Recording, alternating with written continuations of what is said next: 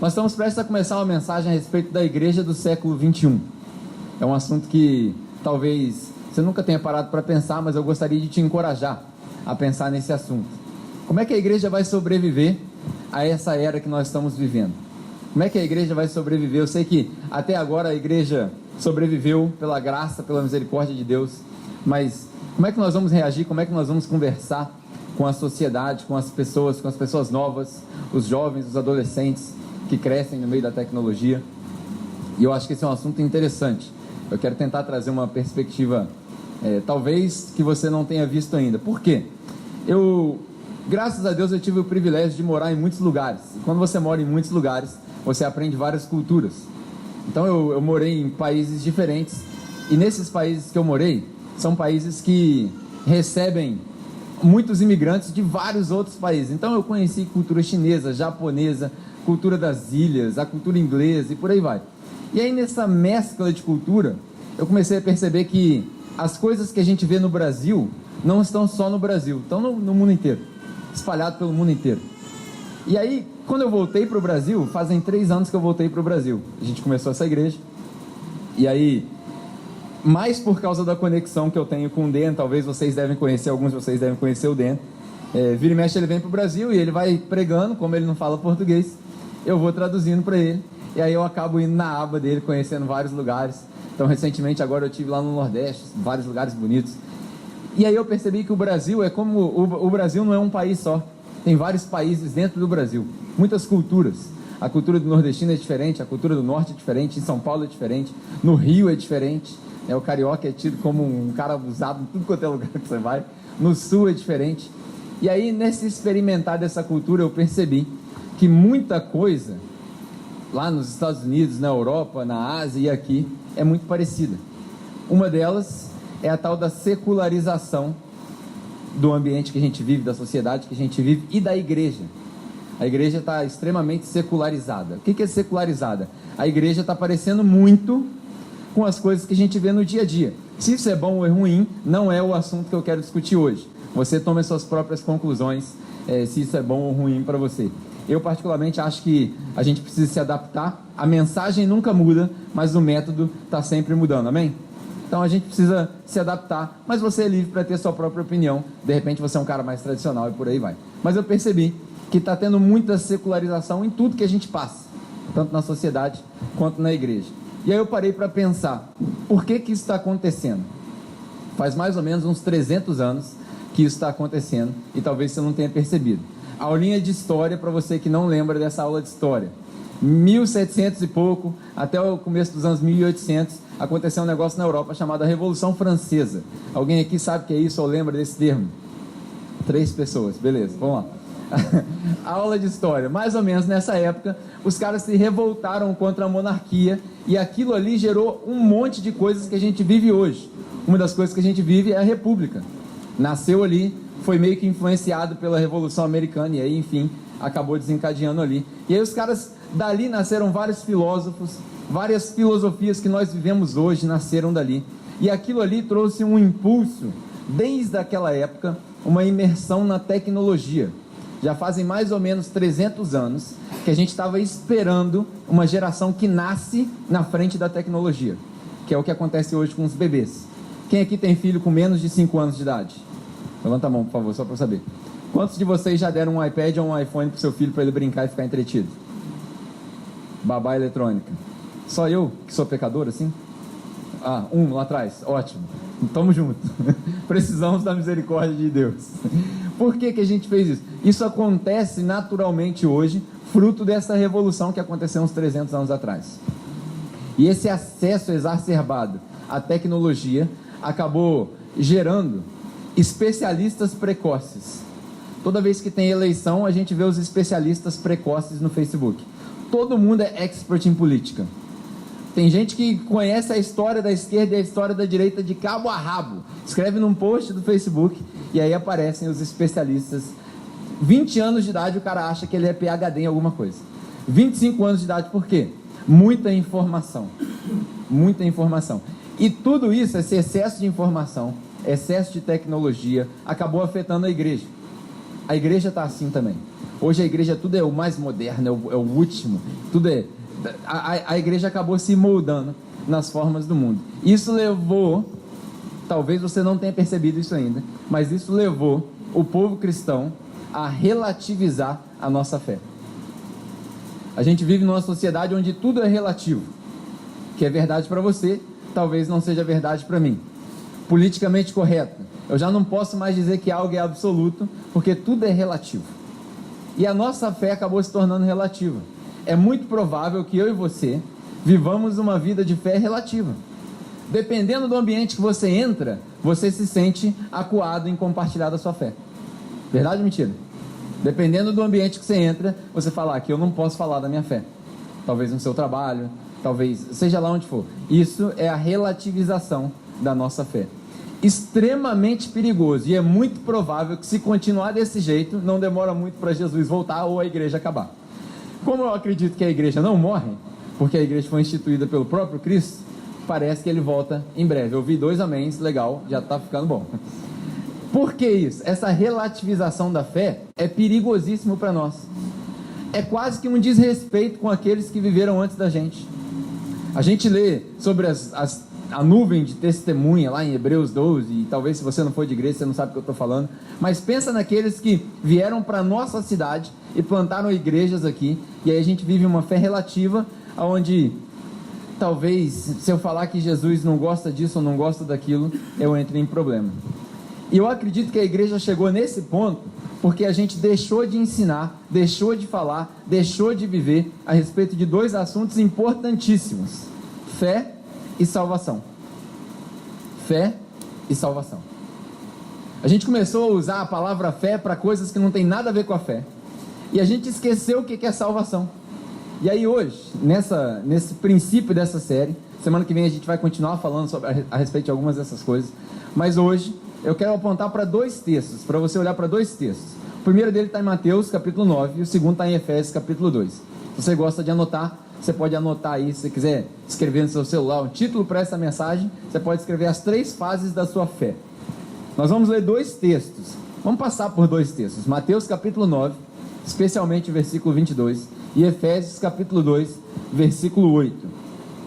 Enquanto você abre aí, vou te dar um tempinho para você preparar. O primeiro texto, enquanto você está procurando, eu vou te dar um pouquinho do contexto do que está acontecendo.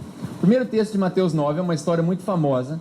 Se você já vai à igreja há muito tempo, provavelmente você já ouviu essa história. Me perdoe, eu vou contar de novo. Se você não vai à igreja há muito tempo, é uma história interessante para você saber. Mateus capítulo 9 está acontecendo o seguinte: um certo cara chamado Jairo está com a filha doente em casa, prestes a morrer, muito grave. E aí ele descobre que Jesus está passando por ali, ele vai atrás de Jesus e fala: mestre, minha filha está morrendo, eu preciso que você venha comigo. E aí Jesus se compadece e resolve ir. E aí eles começam a caminhar em direção à casa de Jairo, para quando chegar lá, muito provável, para quem está lendo a Bíblia, lembre que quando a gente lê a Bíblia, a gente já sabe do final, então perde a graça, mas quando está no meio da história, você fala: poxa, Jesus está indo curar a menina. Então está aquela expectativa, tudo acontecendo, no meio do caminho acontece uma interrupção. Aparece uma mulher que, na visão de Jairo, é uma inconveniência, na visão de Jesus, uma oportunidade. A mulher aparece e aí causa um tumulto, porque no meio da multidão onde Jesus estava indo, curando um monte de gente esbarrando em Jesus, de repente Jesus para e fala: quem tocou em mim? E aí os discípulos olham para ele e falam assim: mas como assim? Está todo mundo espremendo, está apertado, nós estamos andando em direção na casa, está todo mundo te encostando. Ele falou: não, alguém tocou em mim com uma certa intenção, saiu de mim virtude, talvez na sua Bíblia diga isso, saiu de mim poder.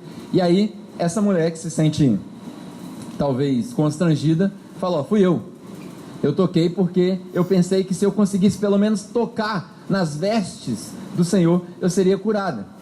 E aí Jesus se compadece dela também e fala para ela uma frase, que a gente usa essa frase levianamente, que a frase é: filha, sua fé te salvou. Em algumas Bíblias está escrito te curou, mas é a mesma palavra, salvou, curou. O conceito de cura física na cultura judaica para Jesus englobava tudo, era cura física, era tudo junto. Então a sua fé te salvou. E aí a gente tira uma conclusão: se você lesse só esse versículo, você ia entender que essa mulher foi salva pelo quê? A mulher foi salva pela fé. Só que aí a gente lê em um outro texto, um pouquinho mais para frente, quando o apóstolo Paulo escreve para a igreja em Éfeso, E ele fala, ó, nós somos salvos pela graça.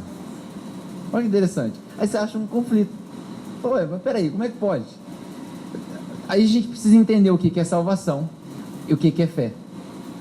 Por exemplo, quando Jesus fala para a mulher, minha filha, sua fé te salvou. Salvou de quê? O que é salvação? Hoje a gente precisa sair daqui com essa ideia fixa na nossa mente. O que é salvação? Salvo de quê? Salvo de quem?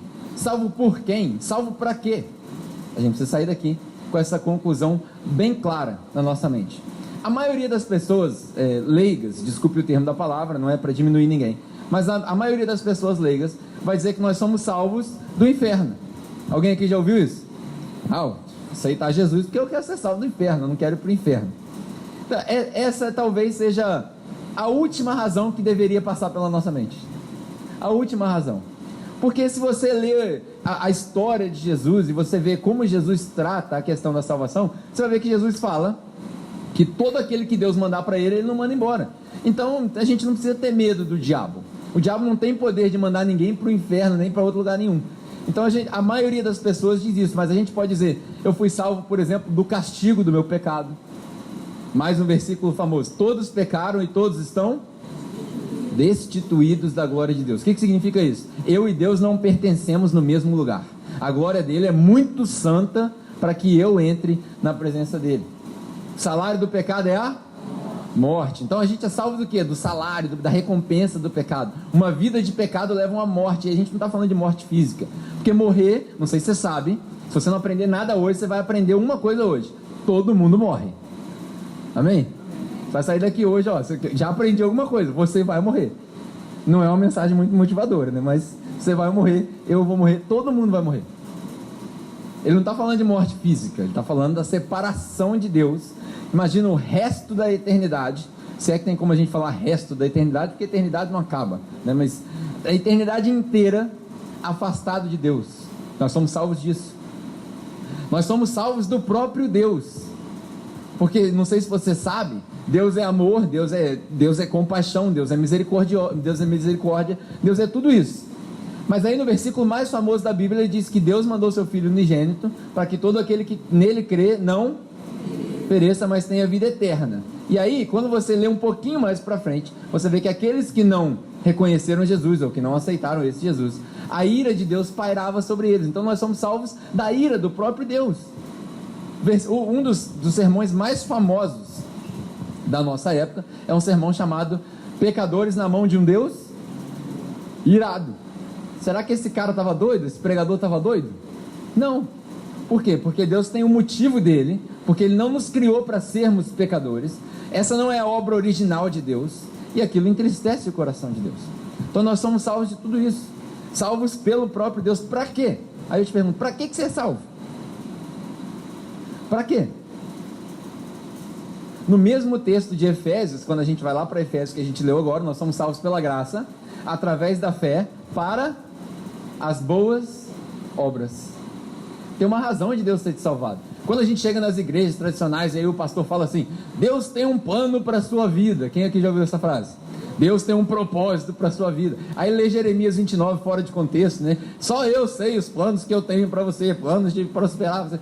Enfim, o cara lê aquele texto e aí você fala assim, tá, qual que é o plano de Deus para mim? Eu fui salvo para quê? Para ir na igreja? Que podia ser em graça? Eu fui salvo para ir na igreja, no culto, domingo, cantar 3 musiquinhas e ouvir o cara dar uma palestra. Para isso você foi salvo? Não. Isso daqui não tem nada de boas obras aqui. Por quê? Se você entender o que Jesus quer dizer com boas obras, quando Jesus prega o sermão mais famoso dele, ele fala que brilhem as suas obras para que os homens vejam e glorifiquem o Pai. Ou seja, as suas boas obras estão lá fora. Você foi salvo para isso. Você foi salvo para entrar dentro dessas obras que Deus já preparou para você. Deus preparou um futuro onde você é uma boa pessoa. Deus preparou um futuro onde você é uma pessoa generosa. Deus preparou um futuro onde você cuida de alguém. Deus preparou um futuro onde você ajuda alguém. Acredite ou não. Esse é o plano de Deus para a sua vida. Isso é salvação. Nós somos salvos disso tudo. Para isso. Para uma única coisa. Para as boas obras. Nós somos salvos porque Ele nos criou para ser salvos. Ele nos criou perfeitos. Ele nos criou para ter comunhão com Ele, e esse pecado afasta a gente dele.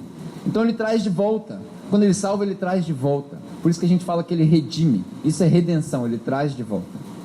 Isso é salvação. Mas e a fé? Que a mulher foi salva pela fé. O que é fé? Aí os crentes vão levantar a mão e falar: a fé é o firme fundamento das coisas que se não, né? Nem sei como é que falou. Não decorei a bagaça lá. Hebreus capítulo 11, lê lá, você vai entender. É a evidência das coisas que você não vê. Tá, mas e daí? O que é fé? Que fé é essa? O que é isso? E para te dar um exemplo, se a gente tivesse, vamos supor que isso daqui está tudo fechado. Hoje eu estou bem motivacional, vou te dar um exemplo agora para você sair daqui motivado. De repente pegou fogo aqui. Então todo mundo aqui dentro pegou fogo, não tem para onde correr. Não tem escada, nós estamos no 15º andar. Alguém liga para o bombeiro. E aí o bombeiro chega com o caminhão. Alguém lá de fora, ninguém aqui tem telefone, queimou tudo. O bombeiro chega. 15º andar. Aí o bombeiro olha para você e fala assim: ó, pula. Vai ter que pular, entende? A escada não chega aí. Nós armamos aqui uma cama aqui embaixo, um colchão. Pode pular. O que você vai fazer? Tem que pular. Você vai ficar queimando? Você vai ter que pular. O que é isso?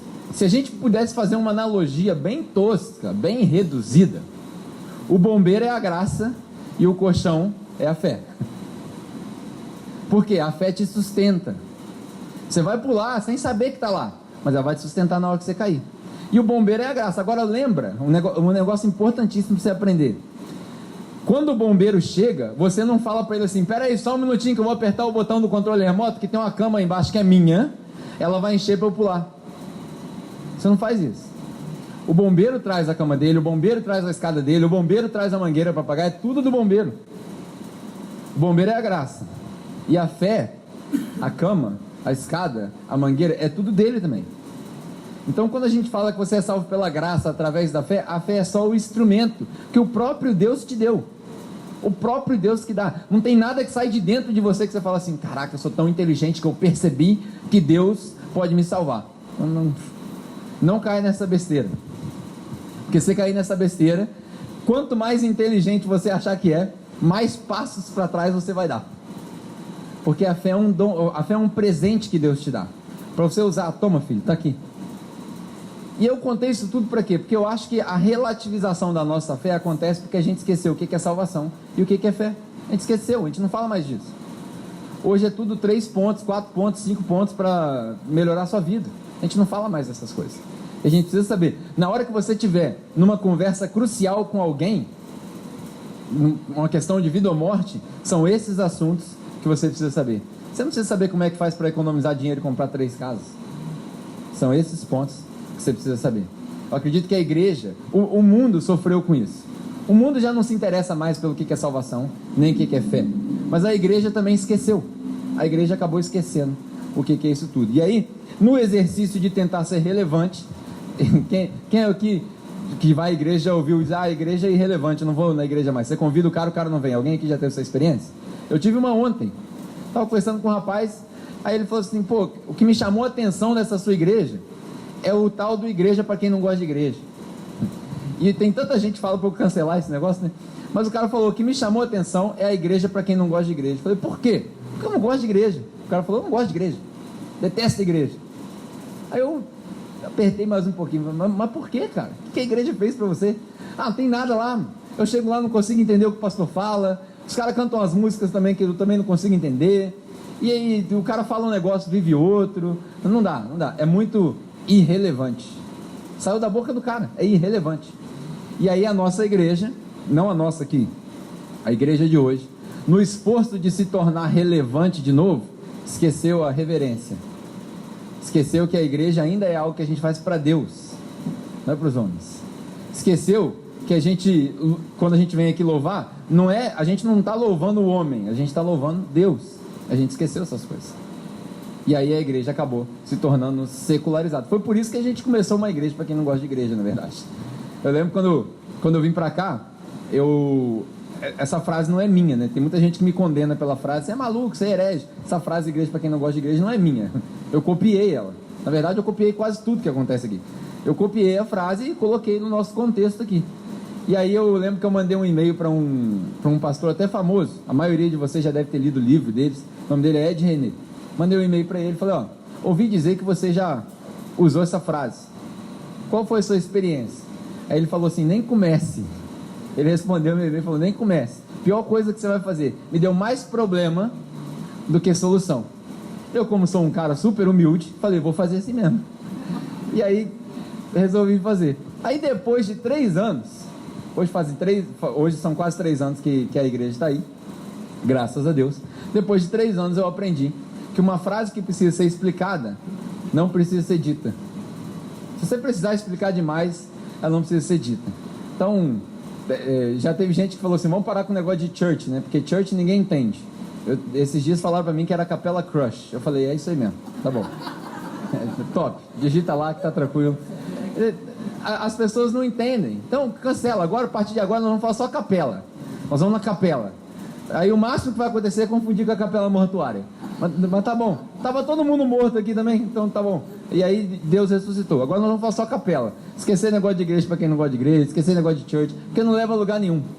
As pessoas falam, dão volta. A gente vai acabar carregando isso aí não tem jeito. Já virou parte da nossa identidade, porque na verdade é o público que a gente quer alcançar. A igreja não tem público e tal. Eu sei. Isso aí tudo eu sei. Mas existe um povo que está cansado da irrelevância da igreja. Na verdade, o pior pecado que a igreja pode cometer é se tornar uma igreja para quem gosta de igreja. É o pior pecado da igreja. E eu não estou querendo te convencer não, você é livre para ter o seu próprio ponto de vista. Mas o pior pecado para uma igreja é se tornar uma igreja só para quem gosta de igreja. Que aí só vem crente no culto. Nós temos que ter a porta aberta para o cara chegar bêbado, para o cara chegar com o nariz correndo cocaína. A gente tem que ter a porta aberta para o cara chegar para a prostituta chegar, para o travesti chegar, para o cara chegar com a saia curta, para a mulher chegar com a saia curta, para o cara chegar com problema de casamento. A porta tem que estar aberta para esse povo. Quando Jesus falou com os caras a respeito disso, Jesus falou, quem está são não precisa de médico. Quem precisa de médico é quem está doente. Nós estamos atrás dos doentes, dos que dão trabalho, dos piores da sociedade. É esse que a gente está atrás. Ah, mas aí é muito difícil para mim. Tem uma igreja aqui, ó, 500 metros, cara. Só descer. Tem outra ali, mais 500 metros. Na verdade, o Retiro é o bairro das igrejas, mano. Tem igreja sobrando. Hoje tem igreja para tudo quanto é gosto. Fruto da relativização da nossa fé. Se a gente não tivesse relativizado a nossa fé, todas as igrejas seriam iguais. Você teria liberdade de entrar em qualquer outra igreja e falar assim, eu congrego com os outros irmãos, ninguém ia te olhar torto. Mas não acontece isso. Hoje a maior briga não é nem entre mundo e igreja, é entre igreja e igrejas. A igreja de Cristo e as igrejas dos homens. Essa é a maior briga que a gente tem. E essa é a única briga que a gente deveria parar de brigar. Porque eu não sou seu inimigo, você não é meu inimigo, o cara ali de baixo não é meu inimigo, não vou falar nome porque depois eu corto o vídeo aí eu fico com problema. O cara lá de cima não é meu inimigo, nenhum desses são meus inimigos. Teoricamente nós estamos falando a respeito do mesmo Deus, teoricamente nós estamos falando a respeito do mesmo Cristo. A gente tem que parar de falar mal dos outros, começar a falar bem só de Jesus e deixar as pessoas se converterem. Só isso. Não converte ninguém falar mal da igreja. Se você chegar lá e falar assim, aquela igreja lá é assim, aquela igreja lá é assim, não converte ninguém. Porque o que converte é o evangelho de Jesus Cristo, não é o pecado do outro irmão. Amém? Então não adianta você falar mal da pessoa lá e por aí vai. Enfim, falei tudo isso, fé e salvação, para chegar nesses 3 pontos que eu queria compartilhar com você hoje. Eu acredito que isso vai ser bom. Por quê? Toda vez que a gente amadurece, todo amadurecimento gera um certo descontentamento. Quando você é pequenininho, você brincava de velotrol, cresceu um pouquinho, o velotrol não serve mais, agora tem que ser bicicleta. Crescer um pouquinho, a bicicleta não serve mais, tem que ser moto. Crescer um pouquinho, aí tem que ser um carro esporte, por aí vai. Todo amadurecimento gera um certo descontentamento. E na sociedade que a gente vive hoje, no mundo inteiro, espalhado, hoje já não tem mais, você não consegue mais ver esse espaço entre primeiro mundo e terceiro mundo, hoje é tudo igual. Todo mundo, quando amadurece, acaba ficando frustrado. O ateu, na hora que o ateu, eu tenho tido conversas agora com pessoas que não têm fé, são ateus declarados. Mas está chegando no final da vida dos caras. 60 anos o cara desistiu de viver já. Estou cansado. Por quê? Porque não tem um propósito maior do que ele. Então o ateu fica frustrado. O agnóstico, que não quer admitir que existe um Deus, mas também não quer admitir que não quer bater o martelo falando que não tem Deus, o cara fica frustrado, porque ele vê tudo acontecendo no mundo e ele não consegue fazer sentido das coisas. E nós, cristãos, acabamos ficando banalizados, porque a gente cresce na igreja. Quantos aqui cresceram na igreja? Não se converteram? Então, cresce na igreja. Aí na igreja, quando você está crescendo, você escuta, lá embaixo agora as crianças estão fazendo aula. Qual é a aulinha das crianças? É o Deus que abre o mar, é o Moisés que bate na pedra, é o Pedro que anda na água. São esses milagres que são fantásticos, mas as crianças recebem isso como historinhas de super-heróis. Aí quando você cresce, você chega na idade adulta, e a vida adulta te confronta com situações que a fé infantil não responde. Aí a gente fica banalizado. A nossa fé não serve mais, relativiza. Para isso serve, para aquilo não serve mais. A gente precisa começar a ensinar as crianças uma fé que vai sustentar eles quando ficarem adultos. Perdi o emprego, não tem problema, eu sei que Deus vai prover. Morreu um ente querido, não tem problema, eu sei para onde ele foi. A minha esperança é em Cristo, eu vou chegar lá. Estou sem dinheiro, não tem problema, Deus provê, e se Ele não prover, é bom que eu passe fome também. Esse é um evangelho que a gente não ensina. A gente só ensina que Deus vai prover, mas a gente não ensina que Deus de repente está te dando uma certa prova. Isso a gente não ensina. O apóstolo Pedro fala isso. Se você sofrer porque você fez o mal, você tem que sofrer mesmo, mas bem-aventurado é aquele que sofre por ter feito o bem. Perseguição. No mundo vocês terão abundância, não é assim que Jesus fala? No mundo vocês vão ter abundância, sobrando. Todo crente tem a promessa. Esse dia eu vi um negócio, uma pregação, que eu falei assim, eu não consigo assistir um negócio desse, cara. O cara começou a fazer uma campanha contra a morte. Eu falei, isso é poderoso mesmo, porque até onde eu sei, só Jesus derrotou a morte. Amém ou não? Você conhece outra pessoa que ressuscitou da morte e falou assim, vem comigo que eu estou dentro? Não conheço. Aí o cara começou uma campanha contra a morte. Essa aí eu nunca vi. Não faz sentido um negócio desse. Então a gente precisa começar a pensar e preparar a fé desses jovens. Então, se você estiver anotando alguma coisa, 3 fases que todo mundo passa. O ateu passa, o cristão passa. 3 fases que todo mundo passa com a sua fé. 15 minutos eu termino. Tá todo mundo aí não? Sei que tá calor, dá uma respirada. 3 fases e aí a gente acaba. Primeira fase, a gente relativiza a nossa fé. Já falamos disso aqui várias vezes, né, ao longo dessa mensagem. A gente relativiza a nossa fé demais. O que é relativizar? É tratar algo que era para ser absoluto como algo que não tem valor. É relativo. Pode ser que sim, pode ser que não. O que é certo para você não é certo para mim. A gente relativiza as coisas, não torna mais como absoluto. Se você declara sua fé em Cristo, você precisa entender que Deus é absoluto, que Cristo é Filho de Deus, que Ele morreu e ressuscitou, que Ele fez uma promessa para aqueles que creem nele. Todas essas coisas que são absurdas, para nós são absolutas. Isso é fé. Se você não tem essa fé, é porque você não é cristão. Seja lá católico, evangélico, seja lá o que for. Se a sua fé é em Cristo, você precisa ter essas coisas como absolutas. Isso não é negociável. Se fala em línguas ou não, isso é negociável. Se rodopia ou não, é negociável. Se o culto é de manhã ou de noite, é negociável. Agora, salvação é só em Cristo. Mais nada. Isso não é negociável.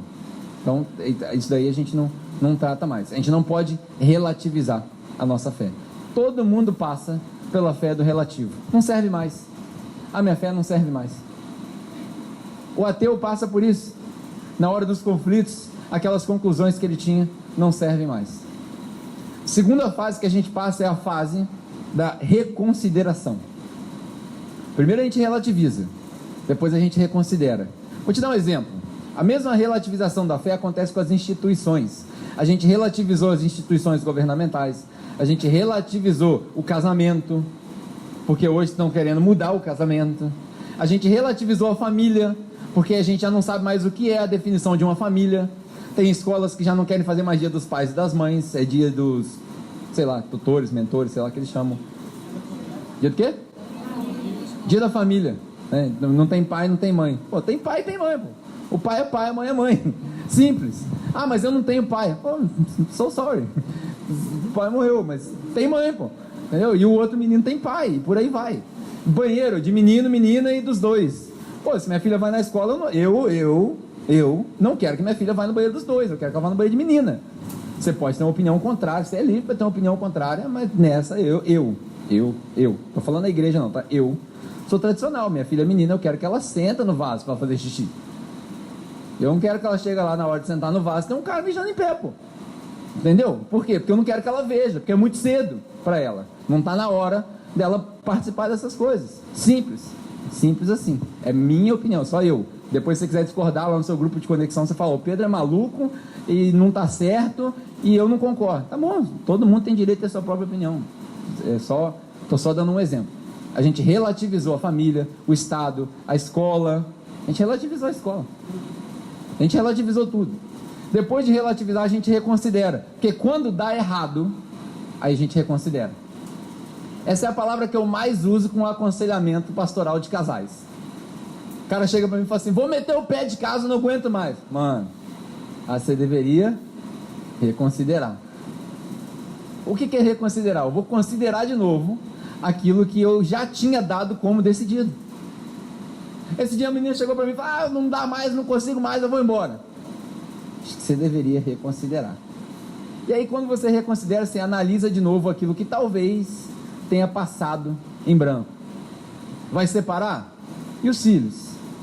E a casa? E o carro? Porque o divórcio só deixa as pessoas mais pobres. Divórcio é uma porcaria, cara. Só piora. E tudo isso. Acho que você deveria reconsiderar. Não tem jeito. Cada um é cada um. Eu entendo. De repente chegou numa situação que não tem jeito. A escolha é sua. Eu não vou ditar a sua escolha. Só vou dizer para você que às vezes é bom reconsiderar. Não aguento mais meu chefe. Eu vou meter o pé. Você deveria reconsiderar a situação econômica do país. Não está fácil para ninguém. Não está sobrando emprego. Você vai sair. Mas eu tenho seguro-desemprego. Você deveria reconsiderar. Quantos meses fica o seguro-desemprego? E depois, quantas pessoas eu conheço que pediram conta com a segurança do seguro-desemprego e aí passou 4 meses o cara nada de procurar emprego, 5 meses nada, quando deu o 6º mês o cara assustou, acabou o seguro e agora? Ferrou. Deveria ter reconsiderado.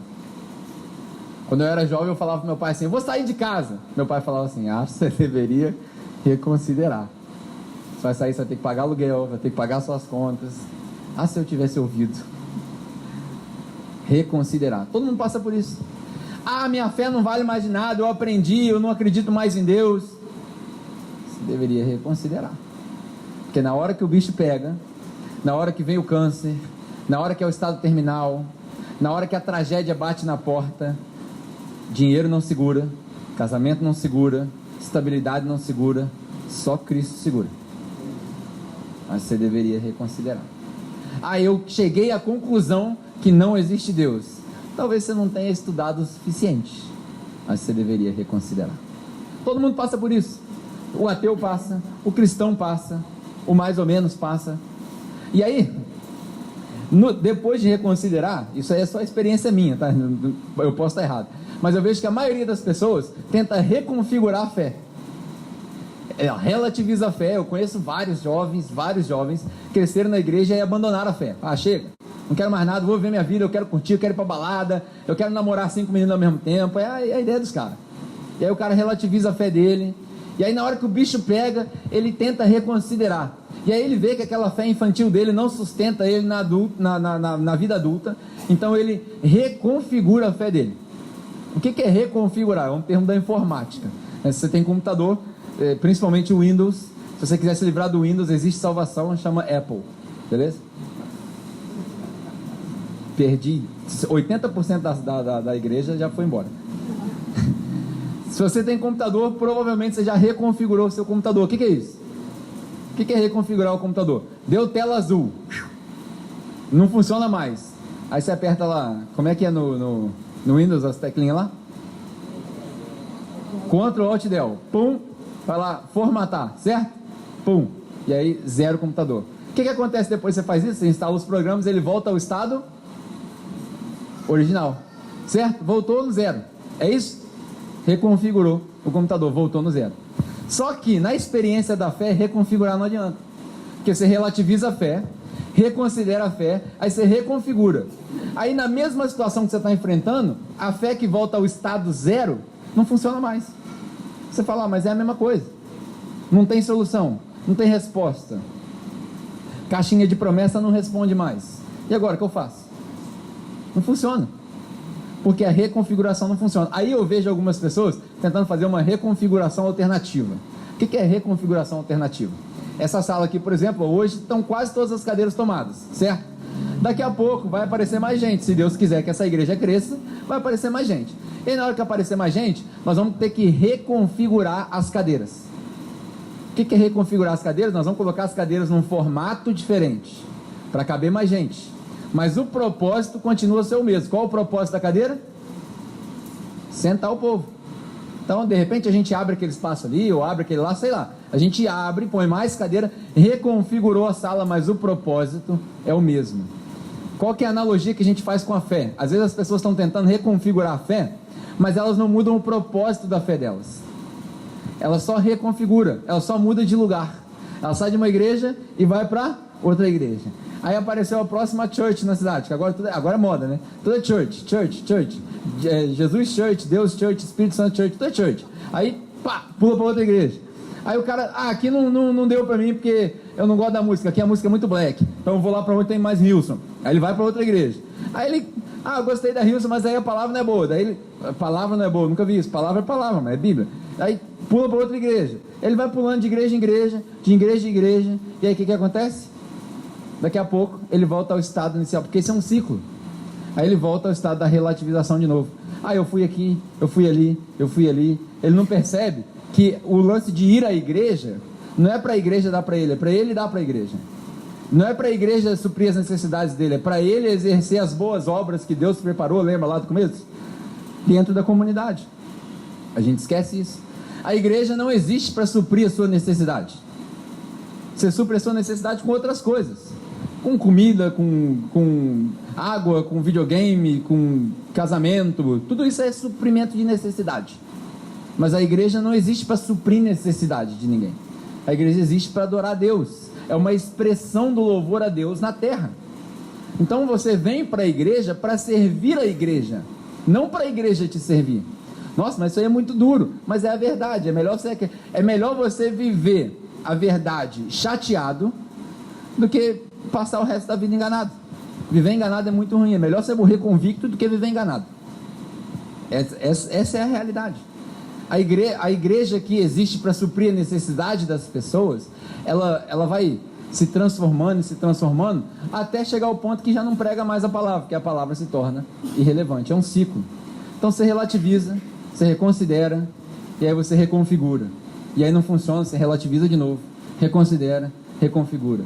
Relativiza, reconsidera, reconfigura. Se eu continuar repetindo assim, ou eu falo em línguas ou eu escrevo um funk, né? Relativiza, reconsidera, reconfigura. Né? Você está rindo porque fizeram você falar em língua assim, né? Vai falando. Enfim, volta. Nada a ver com eu falei. A gente fica nesse ciclo e não sai dele. Qual que é a resposta? Como que faz para sair desse ciclo?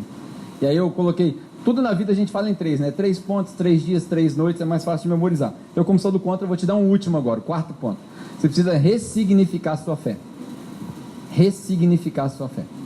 Isso aí vai ser papo para você discutir no seu grupo de conexão até, enquanto você não ressignificar a sua fé, você não vai conseguir sair desse ciclo. Você vai ficar relativizando, reconsiderando e reconfigurando o tempo todo. O que é ressignificar? Você vai dar um propósito novo para a sua fé. Talvez, na hora que você ouvir isso pela primeira vez, você vai falar assim, cara, isso é uma heresia, propósito novo para a minha fé? Vou te mostrar por que você precisa de um propósito novo para a sua fé. E eu não estou falando de campanha, nem nada disso que você vai ganhar, não. Estou te falando de um propósito novo. Quando a gente reconfigura a cadeira serve o mesmo propósito. Reconfigurei a sala, mas o propósito é o mesmo. Vou te dar um exemplo que provavelmente todo mundo ou já fez ou já viu fazer. Tem um negócio que chama pallets. Aqui não tem nenhuma à minha vista. Você sabe o que é pallet? Aquele negócio de transportar as coisas. Para que serve pallet? Pallet serve para transportar carga pesada.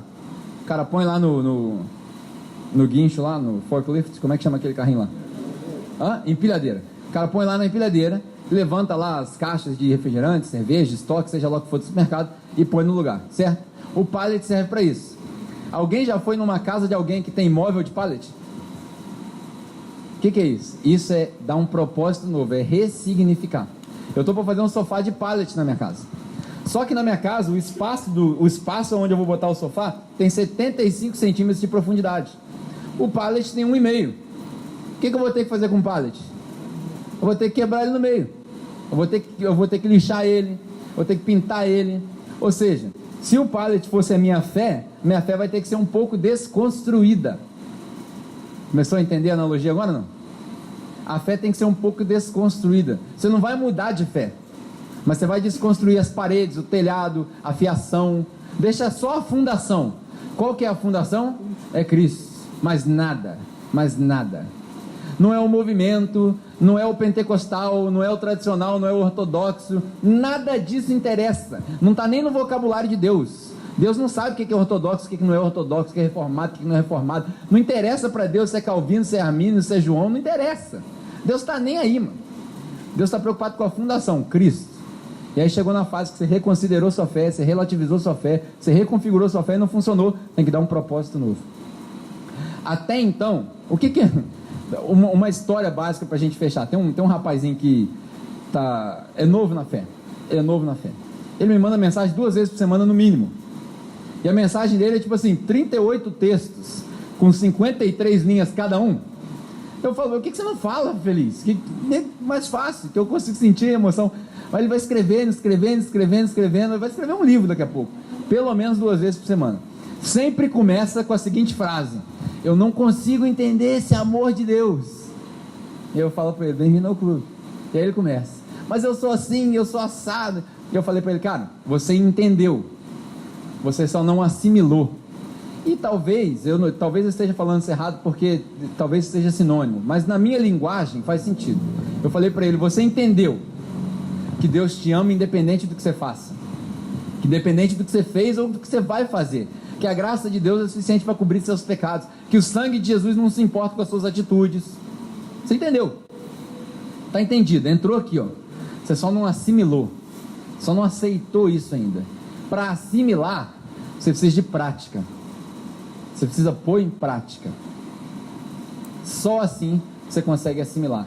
A gente fala de entendimento, mas de assimilação, no meu linguajar, posso estar falando um sinônimo que não tem nada a ver, mas no meu linguajar, assimilação tem a ver com a prática. A gente lê Romanos 12, por exemplo, né? Não sejais conformados com os padrões desse mundo, mas sejam transformados pela renovação da nossa mente. A mente desse rapaz renovou, está nova, está zerada. A mente está zerada. O cara é uma nova criatura. Todo aquele que está em Cristo é uma nova criatura, está tudo novo. Mas aí ele não entendeu ainda, ele não assimilou. Por que ele não assimilou? Porque ele não colocou em prática. Por isso que Tiago fala, o irmão de Jesus fala, não sejam só ouvintes, sejam praticantes da palavra. Isso tudo serve para quê? Ressignificar a nossa fé tem a ver com prática. Até então, eu tenho quase certeza que a maioria de nós aqui teve fé para crer. A gente precisa ter fé para fazer. Até então a gente teve fé para crer. Eu tenho fé para crer que Cristo é o Filho de Deus. Eu tenho fé para crer que Ele criou o universo. Eu tenho fé para crer que Ele pode curar.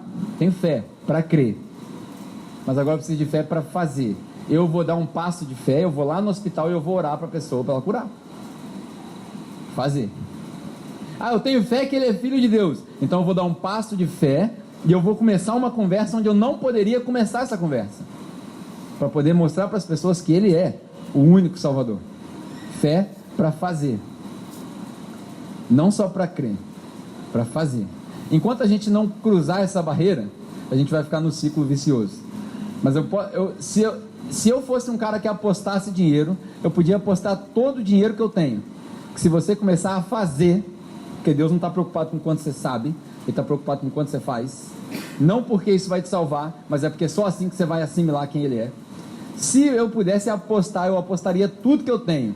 Se você passar um mês fazendo mais e crendo menos, se é que isso é possível, sua fé ia sofrer uma transformação que nunca mais você volta para o ponto de relativizar sua fé. Nunca mais. Nunca mais. É por isso que a gente tem escrito na Bíblia o que a gente tem escrito na Bíblia. Os apóstolos que escreveram isso daqui, os caras viram e fizeram. Diz que a sombra de um curava, traziam roupas dos doentes para o outro poder curar. Eles faziam na prática, eles colocavam em prática aquilo que eles aprenderam. Chega da gente ser pessoa que só ouve. Se a gente for povo que só ouve, Todo domingo a gente vai vir aqui ouvir uma palestra. E não me entenda mal, adoro isso daqui, fantástico. Mas isso daqui não é o que Jesus chamou a gente para fazer. Jesus chamou a gente para ser luz e sal no mundo, lá fora, na prática. Enquanto a gente não colocar em prática, enquanto a gente não fizer, não vai funcionar. Então, a partir de hoje, sai daqui, a igreja do século 21 vai permanecer, vai conseguir conversar com a sociedade quando a gente fizer.